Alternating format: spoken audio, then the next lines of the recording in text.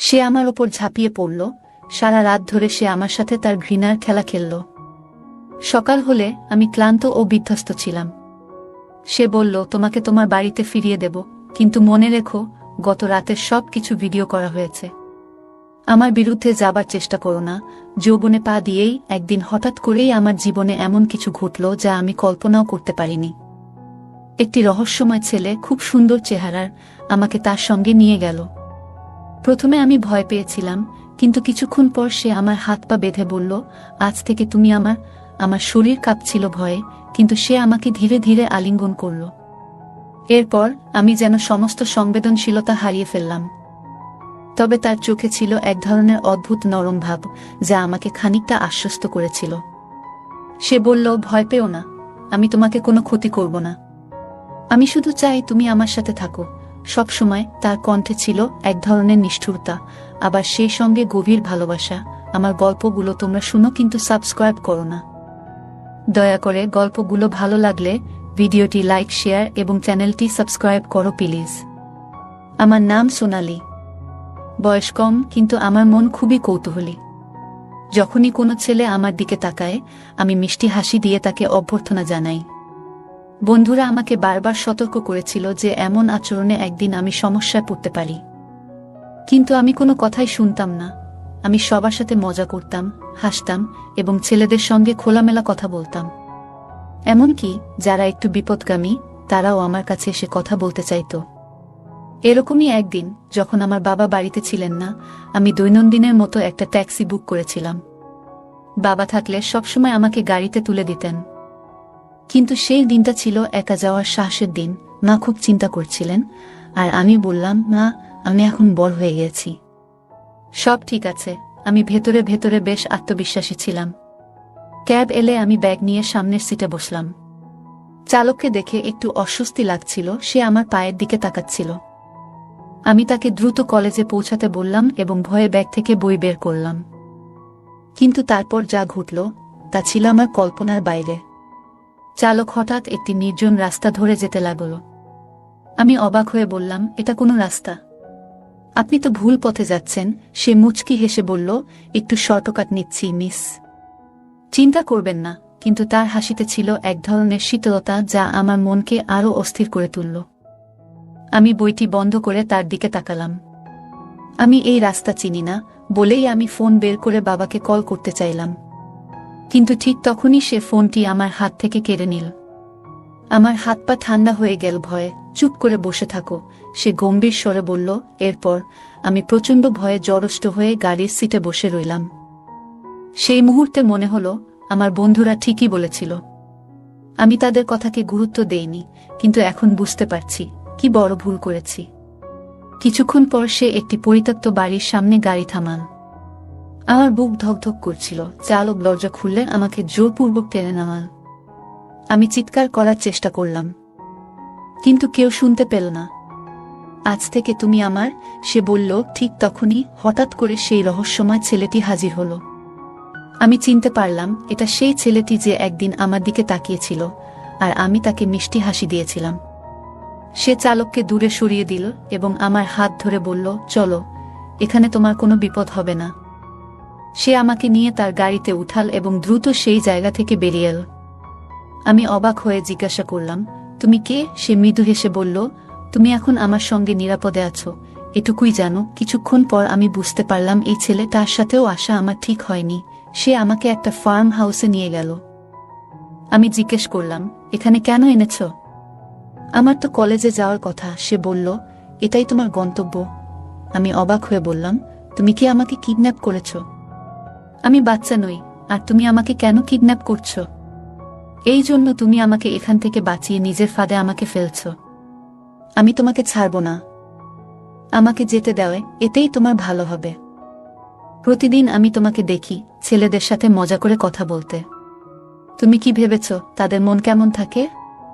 আমি অনেকদিন ধরেই তোমাকে পেতে চেয়েছিলাম, কিন্তু তুমি সবসময় বাবার সাথে কলেজে যেত। আমার অনেক রাগ হয়েছিল। একদিন ধাক্কা দিয়ে দূরে সরিয়ে যেতে চেষ্টা করছিলাম, কিন্তু সে আমার হাত ধরে টেনে বলল, এখান থেকে পালানোর উপায় নেই। তুমি জানো না আমি কে আর আমি কি করতে পারি। আমি তোমাকে না যেতে দিলে তুমি এখান থেকে জীবনেও যেতে পারবে না, তাই চুপ করে থাকো। আমি বললাম, দেখো, আমাকে যেতে দাও। সে বলল, তোমার যৌবন আমার কাছে থাকবে। আমি ভীত হয়ে বললাম, আমরা বন্ধু হতে পারি, তাহলে তুমি আমাকে ছেড়ে দেবে?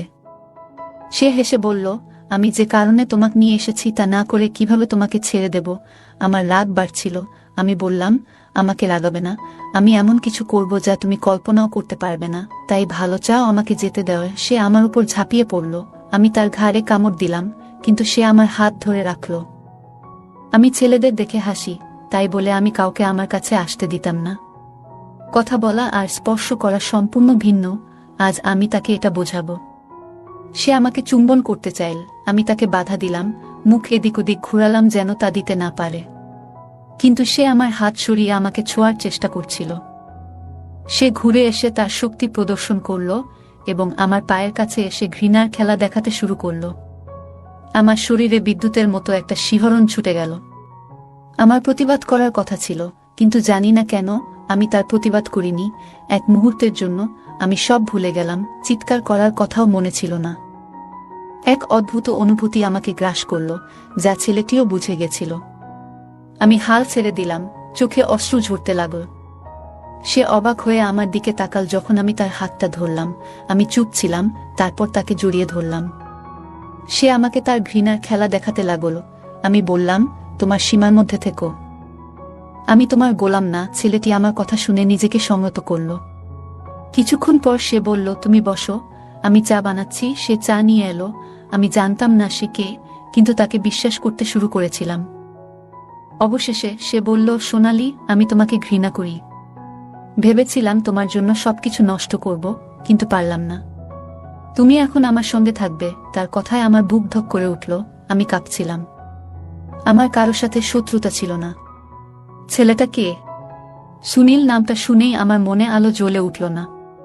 কেন আমাকে ঘৃণা করছো? আমি তো কারো শত্রু নই। সে বলল, তোমার চোখেই সব বুঝে গেছি। সে রাগান্বিতভাবে আমার দিকে তাকালো এবং আবার তার ভালোবাসা দেখাতে লাগল। আমি নিজেকে সমর্থন করার চেষ্টা করলাম। রাত হয়ে আসছিল, আমি চিন্তিত ছিলাম। পরিবারের সবাই আমাকে খুঁজছে। আমি বললাম, দেখো, আমাকে ছেড়ে দাও। মা খুব কাঁদছে, আমার ভাই নিশ্চয়ই ভীষণ চিন্তিত। সে রেগে গিয়ে বলল, তোমার কি মনে হয় আমি অন্যের কথা শুনি? আমি বললাম, আমাকে সব বলো, হয়তো আমি সাহায্য করতে পারি। সে বলল, তোমার শরীরেও যে নোংরা রক্ত প্রবাহিত হচ্ছে, আমাকে লাগিও না, নইলে তোমার সম্মান নষ্ট করে দেব। আমি বললাম, আর কি বাদ রাখছো? আমি এখান থেকে বের হলেই তো সবাই জানতে পারবে আমার সাথে কি হয়েছে। তুমি আমার সবকিছু নষ্ট করে দিলে, এখন আবার কি করার বাকি আছে? সে রাগ করে রুম থেকে বেরিয়ে গেল। আমি আর নিজেকে সামলাতে পারছিলাম না। আমি কাঁদতে শুরু করলাম এবং রুমে কিছু প্রমাণ খুঁজতে লাগলাম। একটা ছবি পেলাম যেখানে একটা মেয়ে আছে। মনে হলো মেয়েটা তার বান্ধবী। আমি ভাবলাম, ছবিটা দেখিয়ে তাকে ব্ল্যাকমেইল করতে পারি। বিছানায় বসেছিলাম আর ভাবছিলাম, আমার জীবনটা মনে হয় এখানেই শেষ হয়ে যাবে, আর আমি কাউকে আমার মুখ দেখাতে পারবো না। কিছুক্ষণ পর ছেলেটা দরজা খুলে আমার কাছে এসে বলল, কাঁদছো কেন? আমার চোখ লাল ছিল। আমি ছবিটা দেখিয়ে বললাম, তুমি আমাকে কিডন্যাপ করেছো কেন? যদি তোমার বান্ধবী জানতে পারে, কত কষ্ট পাবে। হঠাৎ সে আমার হাত থেকে ছবিটা ছিনিয়ে নিল। ছেলেটি ছবিটার দিকে তাকিয়েছিল, তার চোখ ভিজে গেল। আমি ওর কাছে এসে জিজ্ঞেস করলাম, কি হয়েছে? সে বলল, এই ছবিতে যে আছে সে আমার বোন হয়। তারপর সে বলল, চলো ডাইনিং টেবিলে বসি। আমি জিজ্ঞেস করলাম, তোমার বোনের বিয়ে কি হয়ে গেছে? সে উত্তরে বলল, আমার বোন আর বেঁচে নেই, আর তার মৃত্যুর জন্য তোমরা দায়ী। আমার চোখে জল এসে গেল। আমি বললাম, কি বলছো? আমি তোমার বোনকে চিনি না, তুমি ভুল বুঝছো। সুনীল বলল, তোমার ভাই আমার বোনের সাথে প্রতারণা করেছে, তাকে গর্ভবতী করে ছেড়ে দিয়েছে। আমার বোন অপমান সহ্য করতে না পেরে আত্মহত্যা করেছে। আমি বললাম, আমার ভাই এমনটা করতে পারে না। রাজীব বলল, তোমার ভাইয়ের জন্য আমার বোনকে সমাজের অপমান সইতে হয়েছে, তাই আমি প্রতিশোধ নিতে চেয়েছি। তোমাকে অপমান করতে চেয়েছিলাম। আমি বললাম, তুমি যা খুশি কর, কিন্তু আমি তোমার সন্তানের মা হতে রাজি আছি। তোমার বোনের মতো আমি আত্মহত্যা করব না। তারপর আমি রুমে চলে এলাম। রাগে আমি কাঁপছিলাম। আমি তার রুমে এসে বললাম, তোমার বোনের মৃত্যু ফেরানো সম্ভব নয়। কিন্তু সব দোষ আমার ভাইয়ের নয়, তোমার বোনেরও ছিল। সে আমার ওপর ঝাঁপিয়ে পড়ল, তার সমস্ত ঘৃণা প্রকাশ করল। আমি বাধা দিইনি, তার ব্যথা মুছে ফেলতে চেয়েছিলাম। সারা রাত ধরে সে আমার সাথে তার ঘৃণার খেলা খেলল। সকাল হলে আমি ক্লান্ত ও বিধ্বস্ত ছিলাম। সে বলল, তোমাকে তোমার বাড়িতে ফিরিয়ে দেব, কিন্তু মনে রেখো গত রাতের সব কিছু ভিডিও করা হয়েছে। আমার বিরুদ্ধে যাবার চেষ্টা করো না। আমাকে তার গাড়িতে করে বাড়ি নিয়ে এলো।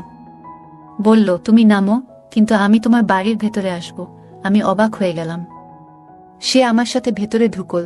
বাবা মা ভাই সবাই আমাকে দেখে প্রশ্ন করতে লাগল, কোথায় ছিলে সারা রাত? সুনীল আমার ভাইকে বলল, আমার বোনকে যারা কষ্ট দিয়েছে তাদের শাস্তি দেওয়া হয়েছে। আমার ভাই অবাক হয়ে বলল, তুমি কি করে আমার বোনের কাছে এলেই? সুনীল বলল, তোমার বোনের জীবন নষ্ট করেছি, এখন এটাই তোমাদের শাস্তি। আমি নিজেকে আত্মহত্যা থেকে বাঁচালাম, প্রতিশোধ নেওয়ার পরিকল্পনা না করেই। আমার মা এসে জিজ্ঞেস করলেন, এটা কি নিষ্ঠুর? আমি বললাম, এই লোকটি আমার সাথে যা করেছে তা কোনো